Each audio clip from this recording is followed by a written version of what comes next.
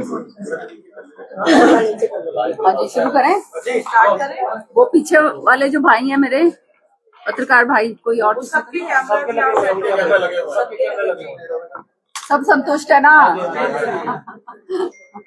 सभी पत्रकार और छायाकार साथियों का हार्दिक अभिनंदन, स्वागत। मैं महिला मोर्चा की अध्यक्षा बहन राजबाला जी से आग्रह करूंगा आज की प्रेस वार्ता को शुरू करें। एक बार इंट्रोडक्शन। अच्छा, सम्मानित पत्रकारों, छायाकार बंधुओं का, विशेषकर बहनों का, और आज हमारे बीच में किरण जी चलकर आई है नारी शक्ति वंदन अधिनियम बिल के बारे में। पूरा हिंदुस्तान, सारी नारी आज धन्यवाद कर रही है से इस स्वर्णिम इतिहास का साक्षी बनने के लिए, साक्षी बनने के लिए, उसी पर वार्ता करने के लिए हमारी मेयर साहिबा है, हमारी बहन जी किरण जी है, हमारी पूर्व में मंत्री सीमा दत्ता जी हैं, और प्रदेश से हमारी सचिव गीता रखवाल जी हैं, बाकी सभी पदाधिकारी बहने हैं। तो मैं दीदी आप धन्यवाद। आप सबका स्वागत है। हमारे साथ आज इस प्रेस कॉन्फ्रेंस में सम्मिलित हमारे जिलाध्यक्ष पंकज रामपाल जी और मेरी बहन बैठी है मेरे साथ। विधानसभा के अंदर हमने बहुत काम किया हुआ है। हमारी मंत्री सीमा त्रिखा जी, इनकी और मेरे बीच में बड़ी नोक-झोंक हुआ करती थी विधानसभा में, लेकिन हमेशा से बहुत अच्छी तरह से हमारी दोस्ती थी। हमारी महापौर हमारी बहन प्रवीण जोशी जी मेरे साथ यहाँ बैठी हैं। महिला मोर्चा की अध्यक्ष राजबाला सरदाना जी, और हमारी प्रदेश सचिव महिला मोर्चा की गीता रक्सवाल जी, सॉरी, और जिला मीडिया प्रभारी हमारे विनोद गुप्ता जी, और प्रवक्ता हमारे जो है आभाष अग्रवाल जी और अनीता शर्मा जी। और यहाँ पे सारे के सारे आप जितने भी मेरे पत्रकार भाई और बहन आए हैं, आप सबका मैं स्वागत करती हूँ। एक बहुत ही ऐतिहासिक कदम जो है वो 16, 17, 18 को उठने जा रहा है। आप सब जानते हैं कि सितंबर 2023 के अंदर ये नारी शक्ति वंदन अधिनियम जो है इसको पारित किया गया था, और उस समय ये बात बहुत बारी उठी थी कि ये तो बहुत पता नहीं कब जाके लागू होगा।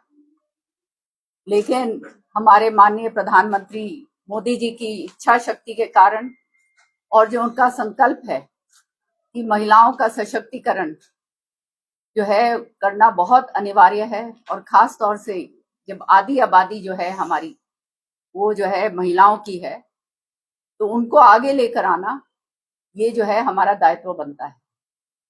और पिछले 40 दशकों से जो ये बिल है, पार्लियामेंट जब ये हमारा संविधान जब बनने जा रहा था, उस समय जब डिबेट्स हो रही थी, तो हमारी जो महिलाएं उनके अंदर जो मेंबर्स थी, उन्होंने भी इस बात को रखा था कि महिला आरक्षण होना चाहिए। लेकिन तब से लेकर अब तक जो है 40 दशक जैसे मैंने कहा हो गए हैं। 1990s के अंदर ये बिल को पहले लेकर आए होंगे। कोई ना कोई कारणवश जो है ये हमेशा से लंबित होता रहा। इच्छा शक्ति नहीं थी, पॉलिटिकल कॉम्प्रोमाइज करा गया था, और नतीजा ये रहा कि महिलाओं को केवल लिप सर्विस जो है वो दी गई। और हम जो हैं वोटर्स हैं, करीब 48.5% जो है जो ये हैं वो महिलाएं हैं पूरे देश के अंदर। उसके बावजूद जो है बराबरी का हक जो है हमारे को नहीं मिला। तो अब जो है ये जो बिल पारित करा गया 2023 के अंदर, इसका अमेंडमेंट बिल जो है वो सरकार लेकर आ रही है, बीजेपी सरकार। 16, 17, 18 पार्लियामेंट के अंदर जो है इसके ऊपर चर्चा होगी। और मेरा मानना ये है कि क्योंकि ये नारियों के महिलाओं से संबंधित है, तो इसके अंदर कोई पार्टीबाजी या कोई दूसरी तरह के विचार नहीं होने चाहिए। और जो हक नारी का है, जो हक महिलाओं का है, वो हक जो है अब इतने दशकों बाद जो है वो हमारे को मिलने जा रहा है। अब ये क्यों अनिवार्य हो गया ये बिल जो है, ये मैं इसका ये पूरा लेके आई हूँ, आपको भी मैं ये इसका पूरा ये दे दूंगी कि एक तो अभी तक जितना प्रतिनिधित्व है पंचायतों के अंदर आप देखिए तो वो 14%, सारा मिल मिलाकर 14% है। और अब जो है 14% से बढ़कर 33% जो है ये प्रतिनिधित्व जो है महिलाओं का पार्लियामेंट के दोनों सदनों में, लोकसभा में, राज्यसभा में और जो है विधानसभाओं के अंदर जो है ये अब सुनिश्चित करेगा जब ये 33% बिल पूरी तरह से लागू हो जाएगा। ये क्यों अनिवार्य है? अनिवार्य इसलिए है कि जब महिलाएं हर चीज के अंदर बढ़ चढ़कर अब काम कर रही हैं, चाहे डिफेंस सेक्टर हो, चाहे आपका जो है एमएसएमईज हो, चाहे आपके कोई भी सिविल सर्विसेज हो, या कोई भी आपका जो है महिलाओं को हर क्षेत्र के अंदर ऐसे ये जो है स्टार्टअप्स के अंदर है, या हमारी जो ग्रामीण महिलाएं हैं, सेल्फ हेल्प ग्रुप्स हैं, हर तरीके से महिलाओं का हमने देखा है कि सशक्तिकरण जो है पिछले दशक के अंदर बहुत तेजी से हुआ है। और जब वो इतनी तेजी से बढ़ रही हैं तो हमारे ये अनिवार्य होता है कि उनको जो है संतुलित नीति निर्माण के लिए भी उनका जो है उनको हकदारी उनकी जो है 33% की वो उनको मिलनी चाहिए। तो ये इस संशोधन के बाद ये 33% जो है ये हकदारी जो है इनको मिलने जा रही है। महिलाओं को जब महिलाएं जहां जहां काम करती हैं, मैं इसलिए नहीं कह रही क्योंकि मैं भी एक महिला हूं, लेकिन ये सत्य है कि जो प्रशासन है उसके ऊपर जो है अच्छी जो है वो प्रशासन अच्छी तरह से चलता है। भागीदारी जो होती है महिलाओं की जहां जहां हुई है, पंचायती राज इंस्टीट्यूशंस के अंदर हमने देखा है कि महिलाएं जो हैं वो प्राथमिकता देती हैं स्वच्छ जल को, अपने स्वास्थ्य को, बच्चों के उसको, और जो है आसपास का जो है विकास कार्य जो है वो महिलाएं तेजी से लेती हैं। और साथ ही साथ जो भ्रष्टाचार भी है वो महिलाएं जो है वो थोड़ा सा जो है वहां पर आप जानते हैं महिलाओं के की जहाँ पे प्रतिनिधित्व होता है वो भी जो है वो भी संतुलन के अंदर रहता है। साथ ही साथ महिला नेतृत्व को बढ़ावा देने के लिए एक ये 33% जब बिल आएगा तो एक मजबूत नेतृत्व जो है वो बनेगा। मुझे याद है कि जब ये 74th अमेंडमेंट बिल पास हुआ था पार्लियामेंट के अंदर पंचायती राज का, उस समय ये कहा गया था, बड़े हंसे थे कि अरे क्या होगा, ये तो 33% महिलाएं आ रही हैं। और बहुत जगह पर हुआ भी था कि अभी भी जो है पद वो कहते हैं ना प्रति सरपंच, और ये सब वो बैठेंगे वही काम करेंगे। शुरुआत हुई ऐसी, इसमें कोई शक की बात नहीं थी, लेकिन आज हमने देखा है कि जहां जहां महिलाओं ने प्रतिनिधित्व करा है और आहिस्ता आहिस्ता करके अब वो अपने आप में सक्षम हो गई हैं और अपने पंचायत जहाँ पे महिला जहाँ पे हेड कर रही हैं वो सबसे आगे है। तो निश्चित तौर पे जो है वो नेतृत्व हमारा जो है सशक्त हुआ है। और पार्लियामेंट में और विधानसभाओं के अंदर जब ये 33% हमारे को मिलेगा तो भागीदारी इसकी जब होगी तो पूरी तरह से हमारा जो है नेतृत्व महिलाओं का वो भी सशक्त नेतृत्व जो होगा। अभी तक जो पर्दे के पीछे से काम हुआ करता था वो जो है अब सामने होकर जो है सारा का सारा काम जो है अपने हक के साथ वो महिला कर सकेंगी। और नीति निर्माण जो भी है, नीति निर्माण है, जो पॉलिसी डिसीजंस हैं, उसके अंदर भी महिलाओं का जब भागीदारी होती है तो निश्चित तौर पे वो बात जो है बहुत अच्छी तरह से विकासशील होकर आगे बढ़ती है। तो ये सारी चीजें जो हैं ये जरूरी है कि आज जब हम 21वीं सदी के अंदर हैं और आप देख रहे हैं कि देश कितनी तेजी से आगे बढ़ रहा है, तो जो ये आधी आबादी है इसकी जो खाई जो थी, जो अभी तक खाई में पड़ी हुई थी, उसको पाटने की ये जो परिपाटी हमारे माननीय प्रधानमंत्री जी ने जो है निश्चय के साथ जो है रख रहे हैं, ये सचमुच में हमारे लिए एक बहुत बड़ा ऐतिहासिक कदम देश के लिए, महिलाओं के लिए होगा, जो आने वाले समय के अंदर जो है दशकों तक जो है इस बात को याद रखा जाएगा। हमने देखा है कि पिछले दशक के अंदर, जैसे मैंने कहा, कि महिलाओं का सशक्तिकरण करने में हमारे प्रधानमंत्री ने कोई कसर नहीं छोड़ी। मुझे याद है कि पहले टर्म के अंदर जब ये बात शुरू हुई थी कि हर घर के अंदर शौचालय, ये बात थी, किसी ने सोचा नहीं था और बड़े हंसी मजाक उस समय उड़ाया गया था। मैं जानती हूँ कि अरे इनको कुछ और नहीं मिला, ये शौचालय की बात कर रहे हैं कि घर में शौचालय बनाएंगे, अब ये काम रह गया इनका। पर सच्चाई ये है, हम लोग तो ग्रास रूट के ऊपर काम करते हैं, और जो है महिलाओं को जाके हमने जब ये बातें रखी और जब सामने ये बात आई तो जो है सब जानते हैं हम कि सालों दशकों तक जो है महिलाएं कितनी प्रताड़ित थी। शौच के लिए जो है शाम का इंतजार करना पड़ता, अंधेरे का या सुबह। तो इससे बड़ा जो है अन्याय और क्या हो सकता है, और किसी ने इसके बारे में सोचा नहीं था। ये हमारे प्रधानमंत्री ने स्वच्छ भारत मिशन के तहत जो है इस बात को लिया, और आज घर घर के अंदर शौचालय है। और मुझे मालूम है अब तो खैर it's become a norm, but पहले 5 साल पहले मुझे मालूम है एक जगह शादी हो रही थी अपने हरियाणा के अंदर, तो वो लड़की ने कहा कि भाई घर में शौचालय नहीं है ना, तो मैं क्या कौन करूं। सच्ची बात है ये। तो ये अब जो है ये नतीजा है, ये अवेयरनेस जो है ये आई है जो अंदर हमारे लोगों के अंदर, ये हमारे को देश को आगे बढ़ाएगी। और 2044 तक का जो सपना ही नहीं रह गया, जो विकसित भारत की बात माननीय प्रधानमंत्री जी करते हैं, वो पूरी ही तब हो सकती है जब ये आधी आबादी जो है वो अपना पूरा उसको हक मिले और वो हर चीज के अंदर उसका हाथ हो, फैसलों के अंदर।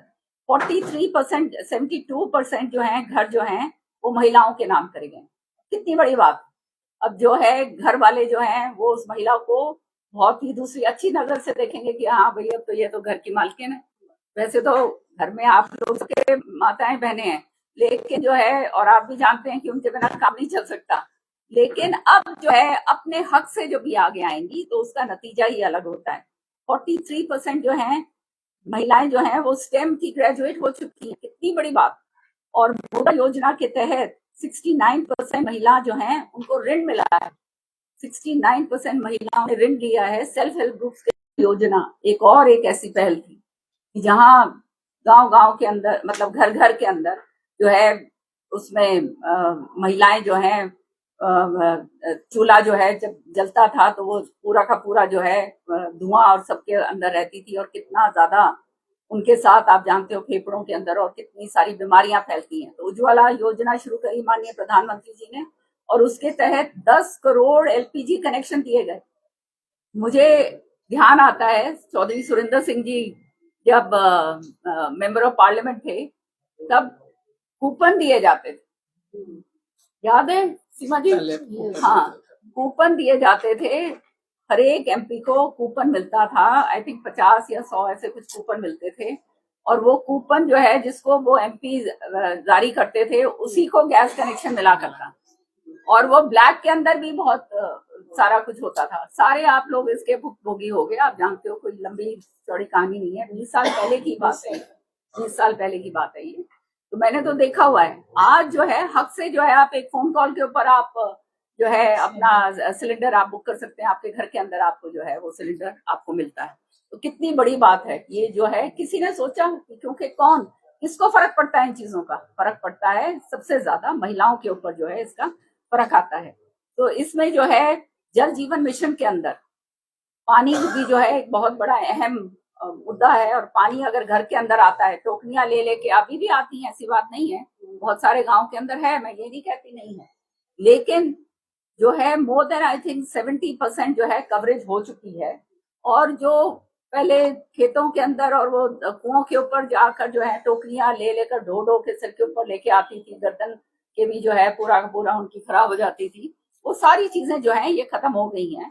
और ये उसके भी जो है 14.45 करोड़ घरों के अंदर जो है पानी जो है वो पहुंचाया गया है पिछले एक दशक के अंदर। तो दिस इज 10 साल के अंदर अंदर ये बात जो है ये मैं आपको बता रही हूँ। आज हमारे माननीय मुख्यमंत्री जी ने भी एक फैसला लिया है कि जितनी महिलाएं हैं उन महिलाओं को जो राशन डिपो चलाना चाहती हैं उसमें भी 33% जो है भागीदारी उनकी होगी। तो ये कितनी बड़ी बात है। तो ये उनके नाम से होगा तो वो अपने आप अपना सशक्तिकरण अपने आप कर पाएंगी। साथ में जो है मातृ मृत्यु दर जो है उसमें बहुत बड़ी कमी आई है। मातृत्व अवकाश जो है वो 26 सप्ताह का कर दिया गया है, और महिला सम्मान बचत प्रमाण पत्र मिला है। सबसे बड़ी बात आज के दिन, ये सच में जो है हम लोग we take these things for granted, but the fact is कि आज डिजिटल इंडिया जो है ये डिजिटल के थ्रू घर बैठे बैठे जो है बैंक के अंदर जो खाते हैं वो खुलते हैं, और आप जो है पैसा जो है आप ट्रांसफर कर सकते हैं। मुझे मालूम है मेरी मेड जो घरों के अंदर जो हमारे सहायक हैं जो रहती थी, कितना परेशानी होती थी। अब वो कहती है बहन जी हमारे को तो मोदी जी का जो है बार बार झुक कर जो है धन्यवाद करते हैं हम, यहाँ घर बैठे बैठाए घर के अंदर हम पैसे, बंगाल हो चाहे उड़ीसा हो चाहे कहीं हो, वहां पर जो है पैसा पहुंच जाता है। बहुत बड़ी बात जो है ये सारा का सारा ये होगा। तो ये सब जो है आप जानते हैं, अब ये सारी चीजें उसी का केंद्र बिंदु है। और ये जो है सारी बातें मैं बोल ही चुकी हूँ मैं। तो अब जब इन सारी चीजों के अंदर जब महिलाओं की भागीदारी बढ़ चुकी है, तो समय आ गया है महिलाओं का नेतृत्व भी बढ़ाने का। और यही कारण है कि 16, 17, 18 को विशेष सत्र पार्लियामेंट का बुलाया जा रहा है। एक अमेंडमेंट बिल लेकर आया जा रहा है, जिसके तहत, और अपील करी है हमारे माननीय प्रधानमंत्री जी ने, कटिंग अक्रॉस पार्टी लाइंस, ये महिलाओं का मामला है, इसमें कोई जातिवादी का वो नहीं है। इसके अंदर जो है 33% में SC ST का जो है वो उसमें आरक्षण है। और जो है आने वाले 2029 के जो इलेक्शंस हैं, उन इलेक्शंस के अंदर जो इलेक्शन होगा उसमें 33% महिलाओं की भागीदारी सुनिश्चित होगी। अभी तक क्या होता था, ये है कि पार्टीज जो हैं बोलती तो थी, जैसे मैंने कहा, लिप सर्विस करती हैं, इस्तेमाल होता है, लेकिन फिर बाद में ठंडे बस्ते के अंदर उसको डाल दिया जाता है। साथ ही साथ जो है महिलाओं को उन जगहों पे ज्यादा भेजा जाता था जो ये समझा जाता था ये वीक सीट, ऐसा ही होता था।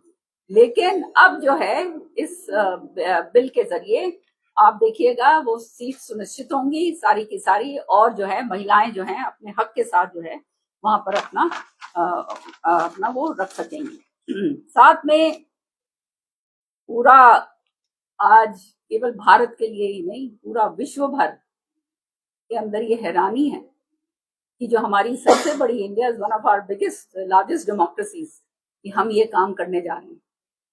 हिंदुस्तान के अंदर जब विदेशों के अंदर ये विमेन सफरेज की बात आई थी, विमेन की वोटिंग की बात आई थी, तो लड़ाई लड़के उन्होंने ली थी। हमारा तो यहाँ पे हमारे को संविधान हमारे को हक देता है इस बात का। और आज जो चीज 75 साल पहले जो संविधान के अंदर बात बोली गई थी, और कहते हैं किसी न किसी कारणवश, राजनीतिक के कारणवश, इच्छा शक्ति कम होने के कारणवश जो है उसको आगे नहीं लेकर आया गया। आज माननीय प्रधानमंत्री जी के नेतृत्व में, सशक्त नेतृत्व में और सशक्त इच्छा शक्ति के नेतृत्व में, सब कुछ सारे हर्डल्स पार करते हुए ये जो स्पेशल सेशन बुलाया गया है, ये केवल इसलिए, जैसे आज प्रधानमंत्री जी ने कहा, ये एक ऐतिहासिक समय है और ऐतिहासिक काम करने के लिए हिंदुस्तान आगे बढ़ रहा है। तो इसी तरह से जो है बैंक खाते हो चाहे कुछ हो, सारा का सारा मैं आपको बता ही चुकी हूँ। अब लड़कियां जो हैं शिक्षित होंगी, आगे बढ़ेंगी। हमारी बेटियां जो हैं, अब उनको माताएं बहनें, खाली ये नहीं होगा कि कुछ ही लोग जो हैं आगे आ सकते हैं। जब आरक्षित सीट्स के ऊपर जो है हमारी महिलाएं आगे आएंगी, तो आगे हमारा नेतृत्व बहुत जबरदस्त तरीके से महिलाओं का जो है चमक कर आएगा। और जहां पे भी महिलाओं का हाथ पड़ता है वहां पे शुभ कार्य आरंभ हो जाता है। तो आप सबका दिल से धन्यवाद। आप कोई क्वेश्चन पूछना चाहते हैं तो आप मेरे से पूछ सकते हैं। एक चीज मैं आपको और कहना चाहूंगी, ये हम, जैसे प्रधानमंत्री जी ने कहा कि अच्छा है इसके अंदर सारी पार्टीज मिलकर जो है इसको आगे बढ़ाएं, क्योंकि इसके अंदर राजनीति नहीं होनी चाहिए। तो इसके समर्थन के अंदर हम एक अभियान शुरू कर दिया है हमने, उसका मिस्ड कॉल का है। वो मिस्ड कॉल का नंबर मैं आपको दे रही हूँ, 9667173333। तो ये मिस्ड कॉल का अभियान है, यहाँ पे महिलाएं जो हैं, या कोई भी महिलाएं क्यों, आप भी महिलाओं के समर्थन में हो, क्योंकि मुझे मालूम है नहीं तो घर में कैसे पहुंचोगे। सो ये इसके ऊपर मिस्ड कॉल दें कि हाँ हम इसका समर्थन करते हैं, क्योंकि ये पार्टी से उठकर काम है, ये देश की महिलाओं की वृद्धि के लिए है, देश की प्रगति के लिए है, और देश को आगे लेके जाने के लिए ये काम है। साथ में जो है एक हैशटैग है, तो सोशल मीडिया भाइयों से मैं कहूंगी, बहुत सारी महिलाएं हमारी जो केवल जो है, अब जैसे मैं तो राजनीतिक हूँ, नॉन राजनीतिक प्लेटफॉर्म से जो है महिलाएं बोल रही हैं, लॉयर्स बोल रही हैं, डॉक्टर्स बोल रही हैं, सारे अलग अलग जो है प्लेटफॉर्म से जो है प्रोमिनेंट सेलिब्रिटीज हैं वो बोल रही हैं कि हम इसके समर्थन में हैं। सो ये सारी का सारा जो है ये काम जो है ये शुरू हो चुका है और इसको एक ऐतिहासिक पल बनाया जाए, एक पर्व की तरह बनाया जाए, वो हमारे देश के लिए, महिलाओं के लिए बहुत ही बड़ी खुशी की बात होगी। तो उसके अंदर एक हैशटैग है, हैशटैग लगाकर नारी शक्ति वंदन, आप लोग सब नोट कर लीजिए। सारा जो है जो उसके ऊपर अपना डालना चाहते हैं, तो ये सारी बात जो है पूरा विश्व भर देखेगा कि हिंदुस्तान के अंदर बाकी जगह लड़ाइयां हो रही हैं, हिंदुस्तान कितना बड़ा एक ऐतिहासिक काम करने जा रहा है। तो आपका बहुत बहुत तहे दिल से धन्यवाद। मैम, ये जो 33% आरक्षण बिल जो आया है, हाँ जी, ये ओनली बीपीएल कार्ड धारकों के लिए है या जो मिडिल क्लास की महिलाएं हैं उनके लिए भी है? नहीं, आरक्षण 33% के अंदर महिलाओं का जो SC/ST का SC और SC जो है उनका आरक्षण है, लेकिन बाकियों को भी मिलेगा। बाकी महिला मतलब जो महिला है उसका वो 33% में आती है, तो उसमें आप निश्चिंत हो जाएंगे। मैम, इसमें ये अधिनियम तो आ जाएगा, बिल भी पास हो जाएगा, सराहनीय है, लेकिन हमने पहले भी देखा है जब गांव स्तर पर इलेक्शन होते हैं या पार्षद के इलेक्शन होते हैं कि प्रॉक्सी पॉलिटिक्स इसी के साथ शुरू हो जाती है। तो उसको सुनिश्चित करने के लिए भी आपको लगता है कि कोई नियम या कुछ ऐसा मापदंड बनाने की जरूरत है ताकि जिस उद्देश्य से इसको ला रहे हैं वो सार्थक हो सके? उसमें हर चीज के अंदर जो है समय लगता है, आप जानते हैं। ये हमने जब पंचायती राज इंस्टीट्यूशंस के अंदर ये आरक्षण शुरू करा था 74th अमेंडमेंट के जरिए, जब हमने देखा तब भी लोगों ने यही कहा था। लेकिन हमारे देश की महिलाएं बहुत सशक्त हैं, बहुत कामयाब हैं और बहुत जो है प्रगतिशील हैं। आप पार्लियामेंट के अंदर आके देखिएगा, जितना जो हमारे राज्यसभा के अंदर जिस तरह से हम लोग जो है बात करते हैं, बहुत कम लोग कर पाते हैं। विधानसभा में तो आपने देखा ही है। और हम लोगों ने तो लड़ के सीमा तिरखा वही मैं कह रही हूँ, हमारी ये जो महिलाएं बैठी है तो लड़ के आई हैं। अब आप और जो बहनें आएंगी वो अपने हक से आएंगी। उन महिलाओं के लिए कहना चाहेंगे कि एक ताकत सरकार देने जा रही है, अपनी उस ताकत को पहचाने, ना कि उसको किसी और को हस्तांतरित कर दे। बिल्कुल नहीं, ये महिला अपनी ताकत को बहुत खूबी से पहचानती है। और ये जो वो कहते हैं ना कि इसका मिसयूज हो, ये नहीं होने वाला, क्योंकि आप महिला, आपने देखा सबसे ज्यादा अगर कोई वोटिंग परसेंटेज है वो महिलाओं की है। और आज के दिन महिला जब वोट करने जाती है तो ये नहीं पूछती वो अपने घर वाले से कि मैंने वोट कहाँ डालनी है, वो अपने मर्जी से डालती है। तो जब यहाँ तक इतनी अवेयरनेस आ गई है तो आने वाले समय के अंदर जो है सशक्तिकरण जो है उनका निश्चित तौर पे हो चुका है, और जो है इस तरह से और आगे बढ़ेंगी और जब पार्लियामेंट के अंदर आएंगी। आज भी अगर देखें, हम बात करें पंचायत में हो या अभी वर्तमान में जो पार्षद के इलेक्शन हुए, वहां पे भी अभी जो महिलाएं हैं, मोस्टली जो महिलाएं हैं वो केवल घर में चूल्हा चौके का ही काम कर रहे हैं। अधिकतर जो पार्षद पति हैं वही पूरा प्रशासन शासन चला रहे हैं। उस पर क्या कहेंगे आप, किस तरीके से ये आगे बढ़ेगी? ये बड़ी वाला सवाल है। हाँ, मैं इनका जवाब दे दूँ। हाँ, नहीं, ये जो है देखिए, ये कई जगह पर है, मैं ये नहीं कहती नहीं है, जो बात सत्य है वो है। लेकिन जो मेजॉरिटी है, जो महिला एक बारी जो है रह चुकी है, वो आगे फिर वो अपना काम करना शुरू कर देती है। मैंने तो देखा है पंचायतों के अंदर जाके, हरियाणा के अंदर हमारे उस तरफ जो है महिलाएं जो हैं, जो महिला पंचायतें हैं, they are doing a far better job than the other panchayat. वो ज्यादा कहते हैं अपना मन लगा के और निष्ठा लगा के वो काम करती हैं, और वो इलाके जो है उनके बहुत आगे बढ़ रहे हैं। सारे हरियाणा में ही नहीं, पूरे हिंदुस्तान के अंदर ये है। ये ऐसी बात नहीं है। और महिलाओं को इस तरह से कमजोर मत समझिए आप कि वो खाली चूल्हा चौका भी संभालती हैं, इसमें कोई शक की बात नहीं है। मात्र एक मिनट बेटा, मात्र शक्ति भी है, वो भी संभालती हैं, अपना घर संभालती हैं, अपने सास ससुर को संभालती हैं, अपने जो कहते हैं ना हरियाणा में डंगर, जो अपने पशु हैं उनको भी संभालती हैं।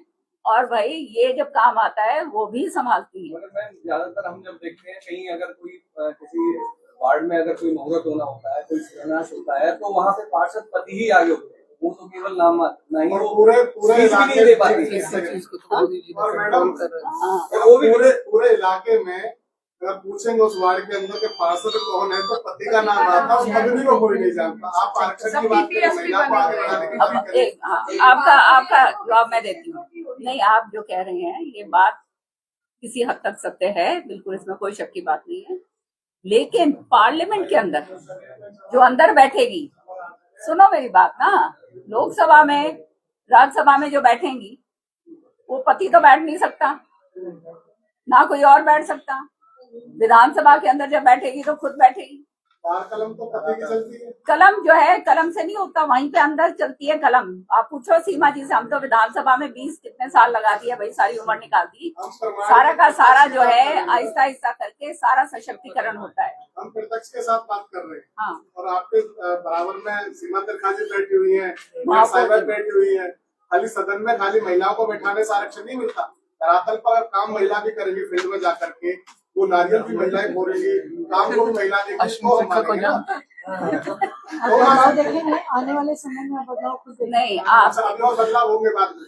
नहीं, देखो आप मेरी बात, ये शुरुआत से जब भी जिंदगी के अंदर महिलाओं को उनका हक देने की बात आती है तो कुछ ना कुछ सामने लेकर आया जाता है, इसमें कोई शक की बात नहीं है। लेकिन आहिस्ता आहिस्ता करके आप मुझे खुद बताइए, जब आधी आबादी महिलाओं की है तो उनका हक जो है हमारी नीति उसके लिए और हमारे कानून व्यवस्था के लिए बनाने के लिए क्यों ना हो, ये मैं पूछना चाहती हूँ। पत्रकार चाहते हैं कि महिलाओं को वो जगह मिलनी चाहिए। असल में वो मिल क्यों नहीं पा रही? क्योंकि सरकार उस पर काम तो करे, जो पार्षद बने घूम रहे उनको रोके, सरकार ये करेगा। ये सरकार ना, ये जो है जहाँ पे जिसको जो जीत के आई है वो वहाँ के लोग रोकें कि भैया तू पति साहब आप पीछे हो जाओ। सवाल है मेरा, एक एक करके हाँ जी बोलिए, हाँ जी एक एक भारतीय जनता पार्टी की बहुत सारी योजनाओं का उल्लेख किया और चौधरी बंसीलाल जी ने इस प्रदेश में वो विकास कार्य किए, उनका कहीं उल्लेख नहीं किया। उन्होंने जो है ना सबसे पहले इस हरियाणा को बिजली घर घर तक पहुंचाने का काम किया। उन्होंने पूरे प्रदेश को सड़कों से जोड़ा। उन्होंने हर गांव में फिर भी पहले ही अपनी योजना में मुख्यमंत्री बनते, बिल्कुल सही कह रहे, तो उनका उल्लेख क्यों नहीं करते आप? नहीं उल्लेख, सुनिए एक मिनट, दूसरा नहीं मैं आपका पहले एक बार नहीं दे देना आप सब। दूसरा आपने उल्लेख किया कि महिलाओं को 2029 में 33% आरक्षण से चुनाव लड़ेंगे। क्या चुनाव जो है ना बढ़े हुए आरक्षण के आधार पे है, परिसीमन के आधार पे होंगे, बढ़ी हुई सीटों के आधार पे होंगे? एक ये सवाल है, दो सवालों के जवाब दे दो। आपका पहला सुरेंद्र सिंह जी का उल्लेख किया, धन्यवाद। हाँ, लेकिन कोई बंसीलाल जी ने जो प्रदेश में काम किया हाँ, उनके बारे में नहीं, ये जो प्रेस कॉन्फ्रेंस आज है भाईजान, ये महिला शक्ति बंधन अधिनियम के ऊपर है, समझ गए? तो इसलिए जो है उसके ऊपर मैं बात कर रही हूँ। और दूसरी बात, जहां तक चौधरी बंसीलाल जी की बात है, उनको तो कोई, आप सब जानते हैं, वो तो लोहा पुरुष थे। उन्होंने जो काम करा हरियाणा के अंदर वो तो सराहनीय नहीं, वो अपने आप में एक इतिहास बन चुका है। और महिला सशक्तिकरण के की तरफ भी उन्होंने बहुत बड़ा काम करा था, ये मैं आपको बताना चाहती हूँ। चौधरी सुरेंद्र सिंह जी के चले जाने के बाद 21 साल पहले, आप जानते हो हरियाणा के अंदर जब ऐसा गमी होती है, कोई बात होती है घर के अंदर, तो पगड़ी जो है वो जो है घर के जो है पुरुष का जो बेटा हो या जो भी हो उसके सिर पर बांधी जाती है, आप जानते हैं इस बात को। लेकिन चौधरी बंसीलाल जी ने अपने विरासत की पगड़ी श्रुति चौधरी जो आज मंत्री हैं आप, उनके सिर पर बांधी थी। और उस समय बीबीसी ने इसको बहुत जबरदस्त तरीके से उठाया था। और आज हमारी बहनें, चाहे हमारे जो हैं ये जो पदक जीत कर आती हैं, उनके सिर पर पगड़ियां बनती हैं। हम सब जाते हैं जहां जहां हमारे सिरों पे पगड़ी बनती है। हरियाणा का जो पगड़ी का जो मसला था, वो ये सारा जो है जो इज्जत का, वो सारा चौधरी बंसीलाल जी ने शुरू करा था। तो ये तो आपकी पहला शब्द, पहले वाला का जवाब। दूसरे वाला जो है आप कह रहे हैं परिसमन की बात, देखिए ये सेंसस 2011 के ऊपर ये जो है ये होने जा रहा है। अगर हम परिसमन की वेट करते हैं तो 2034 के अंदर जाकर, बहुत अच्छा सवाल आपने पूछा और मैं उसको जवाब दे रही हूँ, 2034 के अंदर ये जो है ये लागू होता। वो तो बहुत आगे था जब ये लागू किया गया, जब ये अधिनियम जो है बिल पारित हुआ था 23 के अंदर, तब कहा गया था तुरंत करो इसको। तो अब जो है जब ये करा जा रहा है, क्योंकि आप जानते हो इन चीजों में करने में समय लगता है, और यही सेंसस के ऊपर 2011 के सेंसस के ऊपर करा जा रहा है, तो निश्चित तौर पे इसके सारा का सारा समन्वय बनेगा, इसके पूरे वो कानून बनेंगे और सारा का सारा उस तरह से ही सीटों का बंटवारा होगा। तो इसमें तो कोई चिंता की बात ही नहीं है। कांग्रेस ये कह रही है कि इतनी जल्दबाजी क्या है, क्योंकि अब चुनाव चल रहे हैं, ऐसे में चुनाव के बाद आपका जवाब उसका विचार हो उस पर। अभी बहन जी एक एक का मैं जवाब देती हूँ, आपका इसके ये कांग्रेस के पास तो अब कोई मुद्दा रहा नहीं। सच्चाई ये हमने तो पार्लियामेंट में देखा है कि सारे मुद्दे लेकर आते हैं, बिजनेस एडवाइजरी कमेटी के अंदर सारा चर्चा होती है कि इतने घंटे बात करेंगे, ये करेंगे, और जब काम बात करने की बात आती है, जब फुर हो जाते हैं, कोई बात ही नहीं होती और सदन को जो है स्टॉल करा जाता है। तो कांग्रेस के ही कारण ये जो है यहाँ तक ये लंबित होता आया है। और आज ये हमारा प्रधानमंत्री का धन्यवाद सारी पूरे हिंदुस्तान की महिलाओं को करना चाहिए। कांग्रेस, बीजेपी, कोई भी अन्य पार्टी है, उनसे ताल्लुक की बात नहीं है, ये महिलाओं का सवाल है कि जब आपकी 50% आधी आबादी आपकी जो है वो महिलाओं की है, तो वो सशक्तिकरण जो है उनका पूरा हकदार उनको क्यों नहीं अभी तक मिला। और ये केवल कांग्रेस की कमियों के कारण, क्योंकि ना तो उनकी इच्छा शक्ति थी और पॉलिटिकल कॉम्प्रोमाइज के कारण जो है वो ये इस बिल को पारित नहीं करवा पाए, बार बार लंबित हुआ। नहीं तो ये काम अगर 20 साल पहले हो गया होता तो आज हम कहाँ से कहाँ होते। सच्चाई है ये। हाँ जी बहन जी आप बोलो। आपने एमएसएमई योजनाओं का जिक्र किया, तो निश्चित ही बहुत ही बेहतरीन योजना है। इस 33% आरक्षण के अलावा एमएसएमई ने वेंडर्स का भी पीएसयूज में कि 3% महिलाएं वेंडर होनी चाहिए, ये कंपल्सरी किया है। लेकिन अभी भी हम सिर्फ 0.08% टच कर पाए हैं, और वो कारण ये कि उतनी महिला उद्यमी उस लेवल तक पहुंच नहीं पा रही है। तो ये जो योजनाएं और बेनिफिट्स हैं वो बहुत ही जबरदस्त है, और बेनिफिशरीज के बीच में जो गैप है उसको हम कैसे फिल करें। ये आपकी बिल्कुल सही बात है बहन जी, आपने जो बात कही है। एवरीथिंग जो रेडिकल स्टेप्स होते हैं इट टेक्स टाइम, है ना। हमेशा हमने देखा है समय से जो है आहिस्ता आहिस्ता करके स्टेप बाय स्टेप जो चीज को बिल्कुल ही पीछे धकेला गया हो उसको तुरंत जो है आगे, तभी एकदम तो आ नहीं सकता। लेकिन जब कानून बन जाता है तो वो सुनिश्चित हो जाता है। एक बारी कानून ही नहीं है तो आप चाहे कुछ भी कर लीजिए, फिर तो आप अपने जो है अपने बलबूते पे अपने उस पे आप करिएगा। जैसे हम लोग बैठे हैं यहाँ पर, हम अपने आप लड़ाई लड़ा के जो है, आप जानते हैं महिलाओं को राजनीति के अंदर या कहीं और भी काम करना हो, या आपको जो है आप पत्रकार हैं, जितना काम मेरे पत्रकार बंधु दूसरे करते हैं उससे 3 गुना ज्यादा करना पड़ता है। और महिला घर से बाहर निकलती है तो आप जानते हो क्या क्या बात नहीं होती है। तो महिलाओं के लिए ये एक ऐसा समय हमारे प्रधानमंत्री जी लेकर आए हैं कि अब वो हक से अपना वो जो है मान पाएंगी, उनको हमारी तरह लड़ने झगड़ने की जरूरत नहीं पड़ेगी। मैम एक मेरा महिला कार्यकर्ताओं की तरफ से एक सवाल है जो अक्सर दबी जुबान में वो कहती है, जैसे टिकट वितरण की बात आती है, महिलाओं को आरक्षण मिल जाएगा, लेकिन होता क्या है कि जो महिला सालों से पार्टी के साथ लगी हुई है, पता लगता है टिकट वितरण की बात आई तो किसी पुरुष नेता के परिवारजनों की महिला को दे दिया जाता है। क्योंकि आप मुखर होकर अपनी बात कहती हैं, किरण चौधरी का इस पर क्या मंतव्य है कि ऐसा होना चाहिए या उस भाजपा महिला कार्यकर्ता का सम्मान और उसकी मेहनत का सम्मान होना चाहिए? इसमें 2 पहलू हैं बहन जी। एक पहलू तो ये है कि जिसने काम करा है और नेचुरली उसकी अपेक्षा भी होती है, हर एक की जो है इच्छा शक्ति होती है कि मैं लड़ूं, लेकिन जगह तो एक है, उसमें सारे के सारे मांग कर रहे हैं। हाँ ये बात है कि मेरिट के ऊपर देना चाहिए। मैं इस बात की हकदार नहीं हूँ कि अगर किसी की रिलेटिव है या किसी की बीवी है या फला है, नॉन एक्टिव है, हाँ जो नॉन एक्टिव है उसको दे दिया जाए। लेकिन इलेक्शन लड़ने के समय बहुत सारे पहलू जो हैं आप जानते हैं, मुझे बोलने की जरूरत नहीं है, वो बहुत सारे पहलू देखने पड़ते हैं। तो कि वो उस केवल ये नहीं कि वो उस लायक है, बहुत सारे ऐसे अलग अलग पहलू हैं। इलेक्शन जिसने लड़ा है वो ये बात जानेगा कि कितना इसके अंदर वो कहते हैं ना जलेबियां होती हैं। तो लेकिन पार्टीज जो हैं ज्यादातर अब जो है लेना ही पड़ेगा। अब हमारे, मैं इसमें देखा है राज्यसभा के अंदर हमारी इतनी सारी बहनें हैं जो पार्टी की कार्यकर्ता है, जिन्होंने कभी इलेक्शन नहीं लड़ा है, लेकिन वो पार्टी की बहुत वरिष्ठ कार्यकर्ता है, अलग अलग स्टेट से वो राज्यसभा की मेंबर बनी हुई। ये काम बीजेपी ने करा है, तो इसमें कोई वो नहीं है। और बाकी जो है समय के अनुसार और किस्मत से ज्यादा तो कुछ है नहीं, लेकिन ये बात जरूर है। हाँ जी, आप क्या आप चुनाव लड़ेंगे क्या? नेशनल पार्टी एक्शन करेंगे आगे या फिर मार्गदर्शन में?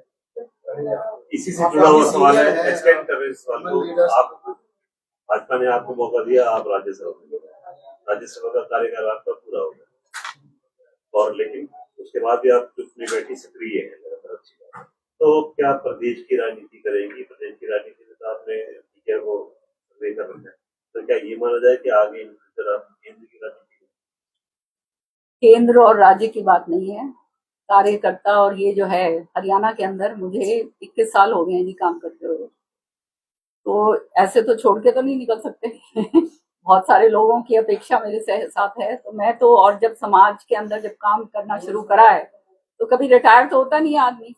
अब एक चीज जो है, मैं मंत्री रही, लीडर ऑफ द ऑपोजिशन रही, राज्यसभा के अंदर आई, बेटी अब हरियाणा के अंदर आ गई है। अब आगे जो है उसको आगे और बढ़ाएंगे, उसको आगे करेंगे। जो काम जन सेवा के लिए है, चौधरी बंसी लाल जी, चौधरी सुरेंद्र सिंह जी जो छोड़ कर गए थे, वो काम हमने तो पूरा आगे अपना जारी रखना है, इसमें तो कोई शक की बात नहीं। कोई देखिए आपको मैं बताऊं, राजनीति से कोई रिटायरमेंट नहीं लेता। ये जो है जब जन भावनाओं के समक्ष जो काम करता है, हम तो उस काम कर रहे हैं। और मैं तो आपको, मैंने अभी तो शाम रैली के अंदर ये बात कही थी कि एक फाउंडेशन जो है वो मैं चौधरी सुरेंद्र सिंह जी के नाम का शुरू करने जा रही हूँ, जो कैंसर पीड़ितों के लिए पूरे देश के अंदर काम करेगा बहुत जोर शोर। तो ये काम भी जो है हमने करने हैं, क्योंकि हमारे जैसे लोग जो हैं, I feel that we must give back, हमारे को भी समाज को वापस देना है। आपको लगता है कि चौधरी बंसीलाल जी की विचारधारा को बीजेपी मान रही है?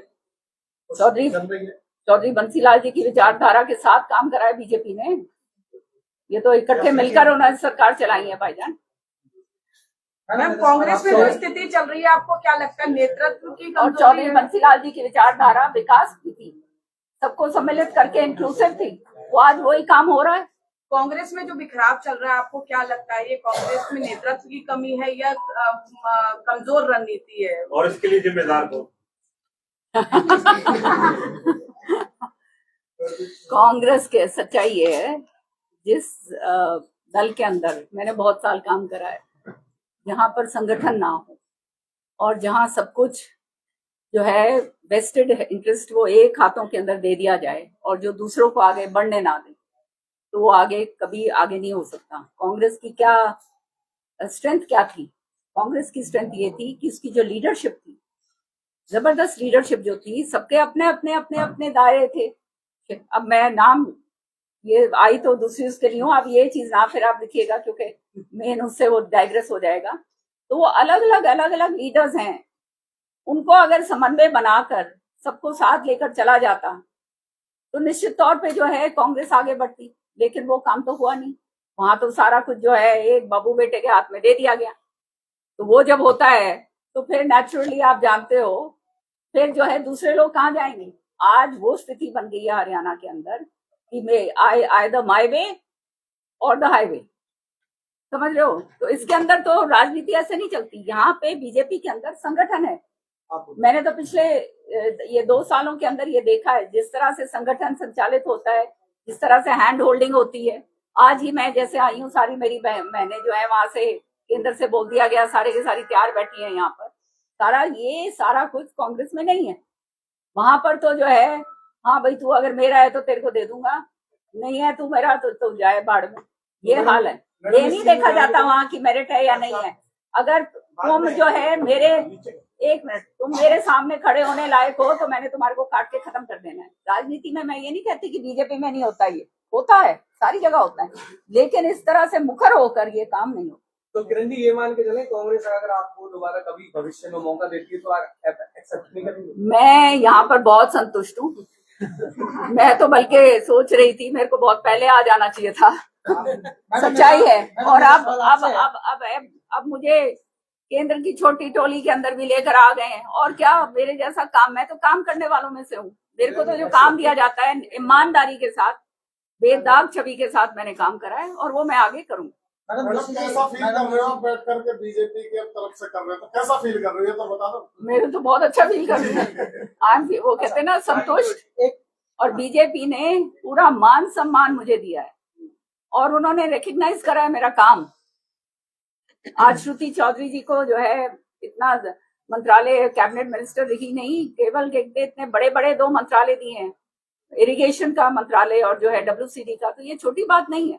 जब काम करने का मौका दिया है, जिस पार्टी ने उसकी टिकट काट दी थी क्यों, केवल इसलिए कि भाई ये हमारे सामने ना खड़ी हो जाए किरण चौधरी, तो आप समझ सकते हो 2029 में परिसीमन होगा और सीटें बढ़ेंगी लोकसभा की, तो क्या दावेदारी होगी लोकसभा के लिए? मैं प्रभु के अंदर बहुत विश्वास रखती हूँ, पूजा पाठ में मेरा ध्यान रहता है बहुत, और जो किस्मत से पहले, समय से, वो कहते हैं ना समय से पहले और किस्मत से ज्यादा किसी को कुछ नहीं मिलता। I believe that. मैं यहाँ अपना 1 मिनट कर्म करने के लिए आई हूँ। भविष्य में क्या होता है क्या नहीं होता, क्या मालूम है, मरी जाऊं। मेरा सवाल तो ये मेरा मतलब, ये बेकार की बातें, आगे की सोच जो है आदमी को जो है सामने, जो आपके सामने है उस पर काम करना है। मैडम जोशी जी आपसे सवाल है, आप क्या कहना चाहते हैं? जो 33% आरक्षण का जो काफी पूरा विषय आज नारी शक्ति वंदन अधिनियम आदि आबादी को अपना पूरा हक दिलाने की पहल के लिए आदरणीय माननीय मोदी जी का सभी भारतीय बहनों की ओर से आभार व्यक्त करती हूँ, और हमारा सौभाग्य के इस क्षण के हम साक्षी बनेंगे। तो आज इसी कार्यक्रम के तहत उपस्थित हमारे मध्य में श्रीमती किरण चौधरी जी, और हमारे पूर्व में ये काफी पदों पर, सम्मानित पदों पर भी रही है, और आज भारतीय जनता पार्टी की एक विशेष जिम्मेदारी के तहत हमारे फरीदाबाद में इनका आगमन हुआ। इनका बहुत बहुत स्वागत। और हमारे बीच में हमारी बड़ी बहन पूर्व में शिक्षा मंत्री सीमा त्रिखा जी, और महिला मोर्चा की जिला अध्यक्ष हमारी राजबाला बहन जी, और प्रदेश में उपाध्यक्ष श्रीधर अक्षवाल जी, और हमारे विनोद गुप्ता जी जो कि मीडिया प्रभारी हैं हमारे, और उपस्थित सभी भारतीय जनता पार्टी के कार्यकर्ता आज इस कार्यक्रम में सभी का स्वागत, अभिनंदन करते हैं। और हमारे लिए बहुत सौभाग्यशाली क्षण रहेगा, जो कि मैंने कहा कि हम इतिहास के साक्षी बनेंगे। आज आप देखते आ रहे कि जल, नभ, थल से लेकर ड्रोन दीदी तक को आगे बढ़ाने के लिए, प्रोत्साहन देने के लिए हमारे माननीय मोदी जी का अहम कदम रहा। और अभी जो हमारे पत्रकार महोदयों का जो प्रश्न था कि पति आगे आ जाते हैं, बहनें पीछे रह जाती हैं, तो मेरा तो ये मानना है कि बहनों को अपने आप से अपने सक्षम होने की पहचान खुद करनी पड़ेगी। आज मेरे ही पति में जोशी जी ने मुझे आगे बढ़ाया। वो राजनीतिक संरक्षक हैं, मेरा परिवार राजनीतिज्ञ है, लेकिन मैंने अपने आप को प्रूव भी करके दिखाया है। आगे खुद बहनों को बढ़ना होगा। पूरा 1 वर्ष हो गया, शायद एक बार भी मैंने जोशी जी से किसी भी मदद के लिए उनको नहीं बोला है, ना ही उन्होंने किसी तरह का इंटरफेयर किया। तो आज हमारी बहनें सक्षम है, हर तरह से सक्षम है। तो सिर्फ अपना पहचानने की आवश्यकता है। और अपनी पार्षद बहनों को भी मैं हर बार यही कहती हूँ कि ठीक है, उनके साथ कहीं कहीं पति उनके आते हैं, लेकिन उनका होना भी अनिवार्य है। आप देखते हैं सदन में वो हमेशा आती हैं, और मैं उनको बहुत मोटिवेट करती हूँ कि अपनी काबिलियत को पहचानिए कि हम किसी भी तरह से कहीं भी कम नहीं है। अब हमारे इस पहल को आगे करते हुए माननीय मोदी जी ने जो 33% आरक्षण के लिए आह्वान किया, ये बहुत पुरानी बात चलती आ रही है, किसी भी कारण से आगे ये बात नहीं बढ़ पा रही थी, लेकिन माननीय मोदी जी ने इसको पहचाना। जैसा कि आप जानते हैं कि वो गुजरात से रहे, तो गुजरात में भी जब सीएम रहे तो उन्होंने बहनों को बहुत आगे बढ़ाया। एसएचजी ग्रुप आज बहुत कॉमन है, लेकिन वहाँ लघु उद्योग महिलाओं ने ही स्टार्ट किए थे, जो आज विश्व स्तर पर काम कर रहे हैं। तो उनकी शुरू से एक विजन है, दृष्टिकोण है, उसके लिए उनका बार बार मैं आभार व्यक्त करती हूँ। और आने वाला समय जो बहनों के लिए होगा, उन्होंने अपनी प्रतिभा के और कुशल नेतृत्व के द्वारा साबित कर दिया है कि महिलाएं किसी से भी कम नहीं है। 48.5% की आबादी, जो कि हम हमेशा कहते आ रहे कि आधी आबादी है, तो उसका हक उसको मिलना चाहिए। और इसकी पहल के लिए मैं पूरी बहनों की तरफ से पुनः इस चीज का आभार व्यक्त करती हूँ। और हरियाणा की बहनें और भारत की बहनें इस आने वाले क्षण को 16, 17, 18 को एक जो मेमोरेबल क्षण रहेगा हमारे लिए ऐतिहासिक, उसके लिए आभार पहले से ही व्यक्त करती हैं सभी बहनें, और उपस्थित सभी पत्रकार बंधुओं का, छायाकारों का यहाँ उपस्थित पर बहुत बहुत आभार। एक सवाल आपसे भी जी जी, आपने बहुत अच्छी बात कही कि महिलाओं को खुद आगे बढ़ना चाहिए जी। आपके इतने सारे कार्यक्रम होते हैं मंत्रियों के विधायक, जी जी, हाल ही में मुख्यमंत्री जी का भी कार्यक्रम हुआ था फरीदाबाद के अंदर, एक भी महिला पार्षद नजर नहीं है। आपके जहाँ भी उद्घाटन होते हैं एक भी महिला पार्षद नजर नहीं आते, पार्षद पति नजर आते हैं, तो आपके द्वारा कुछ नहीं कहा जाता। देखिए मैं हर बार कहती हूँ और आपको ध्यान नहीं दे पाए होंगे, आप रैली में भी बहनें आई थी, रैली में भी बहनें आई थी, और अभी जहाँ मैं उद्घाटन के लिए मैं जाती हूँ, मैं उस बिना बहन के प्रेजेंट हुए मैं उसके उद्घाटन पर जाती ही नहीं। तो बहनों का होना उतना ही अनिवार्य है जितना उस उद्घाटन का होना चाहिए, क्योंकि उसी के नेतृत्व में इलेक्शन लड़ा गया। ठीक है, आज कहीं ना कहीं पुरुषों की मदद तो चाहिए होती है, क्योंकि एक और एक मिलकर 11 हो जाते हैं, तो वो उस मदद के साथ लेकिन हम स्वयं भी सक्षम हैं। सीमा जी आपकी शादी हुई है? सीमा जी मेरे ख्याल में घर में मेरे को फोन करना पड़ेगा आपकी बीवी को। हरियाणा की राजनीति को आपने बहुत करीब से देखा है, तो आपको क्या लगता है आपने महिलाओं की राजनीति में मनस्थिति और कार्यस्थिति दोनों देखने गए थे, हरियाणा की महिलाओं को इस अधिनियम का कितना लाभ होगा और क्या इस ताकत का सही इस्तेमाल महिलाएं कर पाएंगी? मैं पहले आप सबको आदर के साथ राम राम करती हूँ, और अपनी बहन बहुत सारे मेरे पास संज्ञाएं हैं इस किरण को बताने के लिए, तो अपनी मेयर बहन अपना परवीन जोशी जी और सभी बहनों के साथ इनका आज विशेष रूप से आई हैं, मैं स्वागत भी करती हूँ इनका। अभी आज हम जिस विषय को लेके बैठे और जो आपने प्रश्न किया, देखिए ये बेसिकली 40 साल से तो ये हम सुन रहे हैं, लेकिन ये उससे भी पुराना विषय है, और जिस दिन से ये विषय हमें पता चला 16, 17, 18, तो मैं ईमानदारी के साथ कहती हूँ मैं बहुत सर्च किया, मेरे कानों में स्वर्गीय अटल जी की आवाजें और स्वर्गीय सुषमा जी का प्रयास विभिन्न इस विषय को लेकर विभिन्न सदनों में वो मेरे कानों में पड़ा। लेकिन खुशी इस बात की है कि आज वही 2 सांसदों की विरासत के मुखिया के रूप में देश का प्रतिनिधित्व इसी परिवार के आदरणीय मोदी जी कर रहे हैं, जिनका अपना जीवन चाय के रेलवे स्टेशन से संघर्ष करता हुआ आज इस मोड़ तक आकर के पहुंचा।